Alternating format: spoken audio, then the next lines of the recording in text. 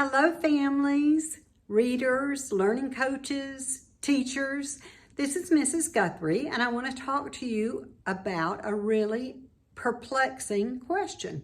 That means hard to understand, and that is, why is reading English so hard?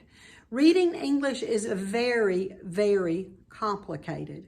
And I want to share these things with you. I don't expect you to remember all of it. I hope that when we're finished, you're like, ooh, I'm confused about all that, because learning to read is very, very difficult. So when we're working with young readers, we want to be very patient and make sure we are giving them information over and over and over again before we expect that information to stick in their brains. So first of all, we have a code. We have a code for reading, and our reading code is 26 letters, the alphabet. That's pretty easy. We learn to read and write with our code. We decode to figure out if we see a letter pattern, what that sound is, and we put it into our oral language. If we hear a sound, we put it into the code. That's encoding.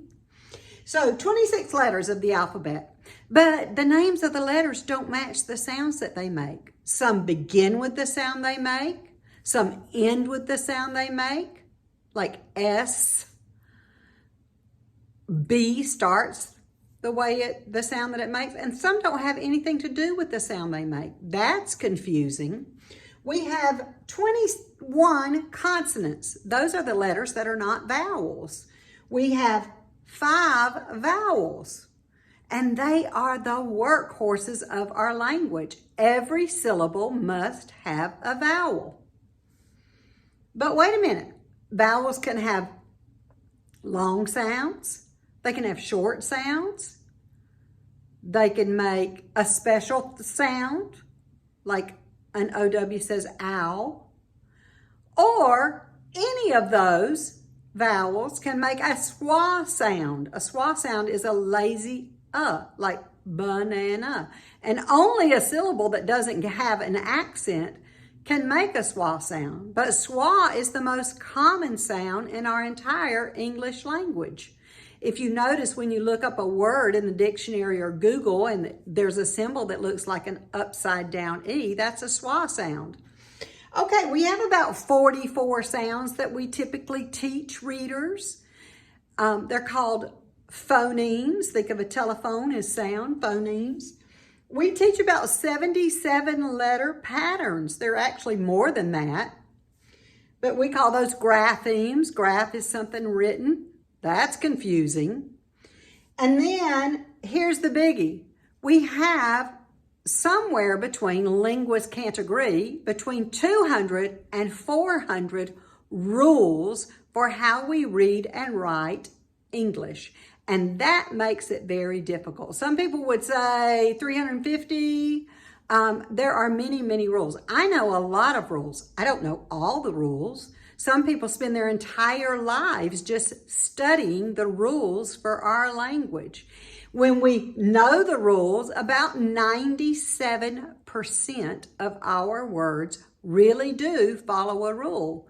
But when we're working with young readers and we come to a difficult letter pattern and we say, sound it out, that really doesn't make any sense, because when they first learned to sound out words, they went from the left to the right and made individual letter sounds. But by the time we are in the end of first grade, definitely second grade, we are reading complex letter patterns, and our brain has to first identify the vowel sound, and then we blend the sounds left to right for each syllable.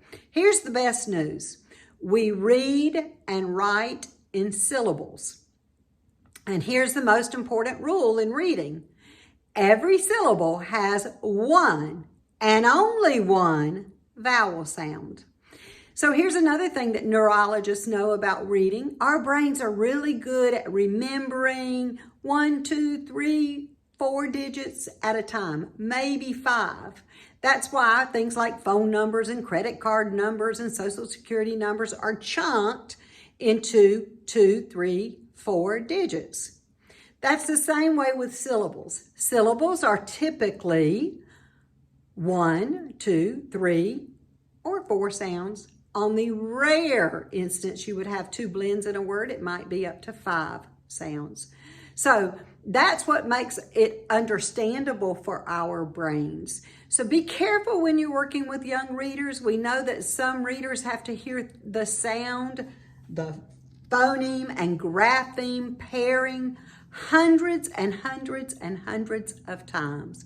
We also know that proficient readers have all kinds of letter patterns stored in their brain without actually knowing the rule. For instance, you know that a GE at the end of a word makes a J sound, like a J, the same as a J. And if you saw a DGE, you would know at the end of the word that that was also a J sound, like edge and dodge and badge. The rule is, if we have a J sound at the end of a word that comes after a short vowel, we spell that with DGE, 3 letters and 1 sound. So we have very complex rules. So I'm asking you to be very patient with your young readers, help them learn the code, because I believe that the ability to read well is a civil right. Everybody should be able to read well. And that's a whole nother long soapbox that I won't get into. Be kind to your young readers, read to them often, and be positive when you are teaching them the letter sound combinations.